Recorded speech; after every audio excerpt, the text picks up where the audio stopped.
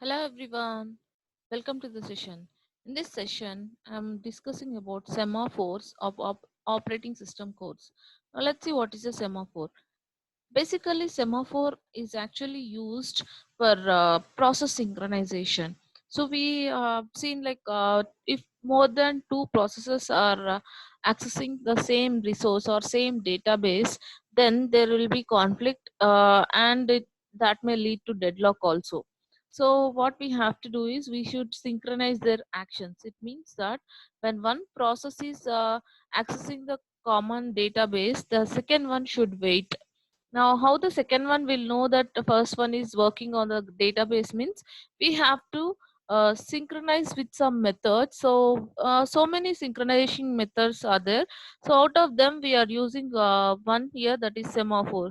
So, using semaphores, more than two processes can synchronize their actions, and they can coordinate in such a way that when one is accessing the common database, the remaining will be waiting. Now, once the first one is done, the second one will be entering into the common database. Now let's see how it is done. First of all, let's see the definition of a semaphore. So semaphore is nothing but a variable actually. So semaphore is an integer variable that is used to solve the critical section problem by using two atomic operations called wait and signal that are used for process synchronization. So in short term, if I say semaphore is nothing but a variable, integer variable, which is used to provide process synchronization, and that variable you can access only by two atomic operations called wait and signal. So it's a variable on which you can perform two operations, wait and signal. So that is semaphore. Now let's see what is wait and signal actually. So I told that a semaphore is an integer variable and you can perform two operations. Let's see the first operation, that is wait operation. So wait operation is nothing but it is decrementing the value of a value of that variable, and only if it is positive. It is decrementing only if it is positive.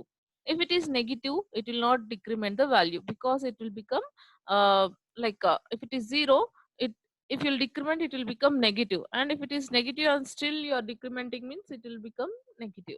So wait operation is performed on the variable only if it is positive, so that we have to remember. So let's see the wait operation, what it is actually doing. So if I'll do like a weight of S, what will happen means, first of all, it will check whether S value is positive or negative. So if it is negative, that is, if it is positive, then only it will decrement the value. If it is not if it is negative, see, just observe the syntax here. While s less than or equals to 0 means, if s is less than or equal to 0, then you should not perform s minus minus. If it is so, there is a semicolon here, it means that it will be rotating here itself, so it will not go to the decrement part. So wait operation, what it will do is it will just decrement the operation. That is, it will decrement the value of the variable only if the value of the variable is positive. If it is negative, it will keep on checking that. So this is wait operation. Now let's see the signal operation. Signal operation is opposite of the previous one, where here it increments the value of the variable, and syntax is like this. Signal of s means it will increment the value. So we should remember one thing, weight is nothing but decrementing only if the value is positive, whereas signal is incrementing. So we should remember these two operations of semaphore. Now let's recall, semaphore is defined as an integer variable whose on which you can perform only two atomic operations called wait and signal. And semaphore is basically used to provide process synchronization. Now let's see one example here. Imagine that there are two processes. I have P naught, and on this side I have P1. Now let's listen, let's be careful here. Now two processes are here. Now the thing is, when process P naught is starting the execution, initially the semaphore value is 1. So my semaphore is S, so its value is 1. So what I'll do is I want to access the common database. So we call it as critical section. Now what P naught will do is, when S equal to 1, it will perform wait operation. So when it is doing wait operation, first of all it will check whether it is positive value or not. Yes, it is positive. So when you will do wait operation, what it will do is it will decrement its value. So if it decrements, the value of s will become what? 0. So now s is 0. So after making it as 0, it will enter into the critical section. Now here, imagine when it is in critical section, now a new process P1 came and it wants to enter into the critical section. But before entering, what it should do? It should do wait operation. Now when it wait operation it is doing when the first one is in critical section. So at this step it came and it is trying to perform wait of s. Now what is the value of s actually? It was 1, but P naught made it as 0. So now after this, when P1 came, now it is doing wait of S operation, means S value is now updated as 0. So if it does like if it will do wait operation on S value as 0, what will happen? It is a negative value. So if it is a negative value, that is, if it is 0, if you will do wait operation, it will become -1. Actually, when it is doing the wait operation on 0 value, it will not accept. It will rotate in the loop of wait only. So we have seen that if it is s equal to less than or equal to 0, then it will not decrement. It will be there in the while loop only. So here it will be there. It means that when one process is there in critical section, if other one tries to enter, it can't enter. It will be waiting here itself. That's a solution actually. Now when this first one has critical executed this critical section, now it will exit. While exiting, what it will do is it will perform the signal operation. Now signal operation means it will do increment operation. So it made it 0 by wait operation. Now it will only make this 0 as 1 by signal operation. So it means when it is coming, it is making it 0, and when it is going again, it is making it as 1. Now when it will go outside, the second one can come inside because now S value is updated. So like this, semaphore is used for synchronization between more than two processes. So this is for two processes I have used one semaphore. For more than two processes, you can use as many semaphores as you want. So this is one just basic example of one single semaphore. Now let's see the types of semaphores we have. So we have basically two types of semaphores. One is binary semaphore, the other one is counting semaphore. So in binary semaphore, actually the values are only 0 and 1. That's why it is called as binary semaphore. And as we have seen the previous example, that is an example of binary semaphores. It says that wait operation only works when the semaphore is 1 and signal operation succeeds when the semaphore is 0. So it is sometimes like actually it is better than sorry, easier than binary counting semaphore. Now let's see what is counting semaphore. So in counting semaphore, you will have many values, not like binary semaphore. So in binary we have only 0 and 1, right? Whereas in counting we'll have more than 0 and 1 values. So it will have some range of values. And why you'll use counting semaphore means basically it is used to control the resources instances. So if you have multiple instance of resource, you can control them, that who can access at what time. And if one is accessing one resource, the other one can't access that resource. So that is how it is maintained using counting semaphore. So the operations that we have done, like this semaphore count automatically incremented, and if resources are removed, the count is automatically decremented likewise. So we have to remember that two semaphores are there. One is binary and the other one is counting. Now let's see the advantages. Now what is the advantage of this semaphore actually? So as we have seen, using the semaphore, we are actually allowing only one process into the critical section. So that is one major advantage of semaphore. Next is it doesn't waste any resource because uh, the processor need not check whether any other process is waiting outside for coming into the critical section. So means the CPU is not worried about here. Only the process whichever wants to enter into the critical section, it will wait for the signal operation. So it will busy waiting will not be there for CPU, for processor. Whereas the third one is this is completely machine independent. So you need not worry about the configuration of or the instructions of CPU particular machine.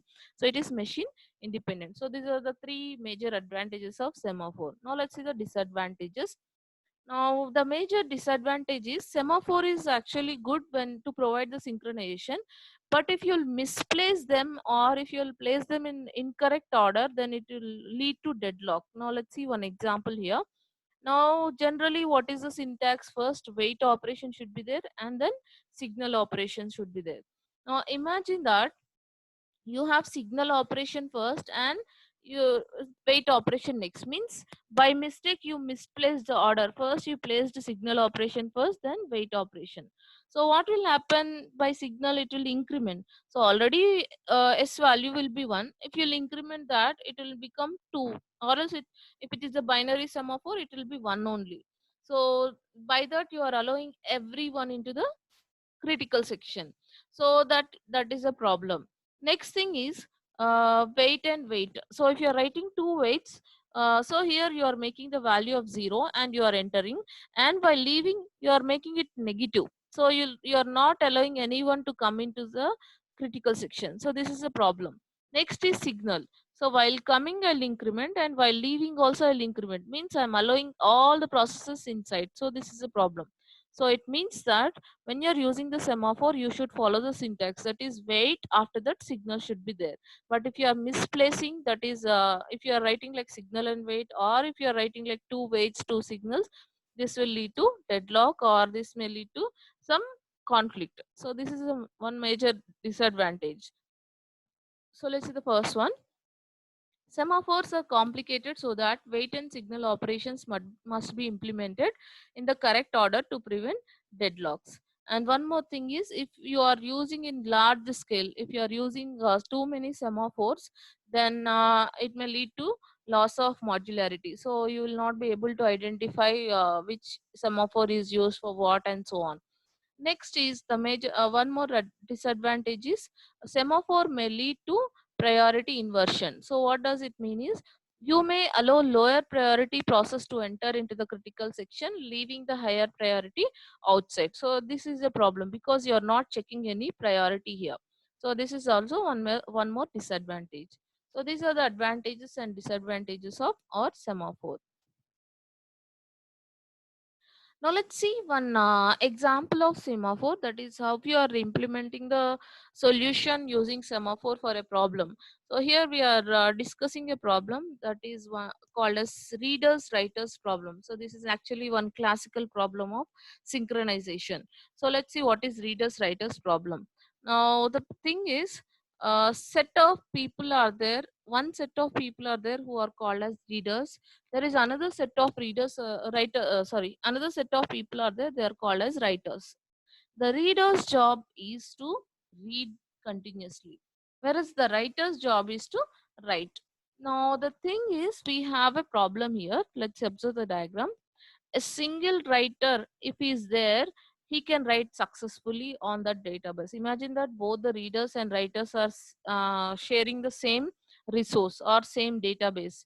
Now when a writer, single writer is writing to the database, then no problem. So he can do without any problem. Similarly, when a single reader is there, he can do reading without any problem. So no one will interrupt him. And here also no one will interrupt. Now, but if you'll observe a situation, there is one writer and one reader. So you should not allow like this. Why? Because the reader is continuously reading and writer is updating. So what will happen means, there will be some inconsistency in the data. So the data the person is reading is different than the data the person is writing. So this is inconsistency. So that's, you should not allow a reader and writer combination. Next thing is a reader, another reader. So two readers you can allow, because both the persons are just reading, they are not making any modification. So the content read by the first person will be same for the second person also. So both the persons will have the same content to read without any modification. So on the whole, if you'll observe, there is no problem if you'll allow too many readers into the database. So you can allow single reader or multiple readers, there is no problem. And you can also allow a single writer also. Okay, so just observe. So we can allow single reader, multiple readers. We can allow single writer, but we cannot allow a single writer with some other combination. So we can't allow writer with reader anytime. So this is the problem. So what we should do is we should provide a solution using semaphore in such a way that when a single reader is there, he should be allowed.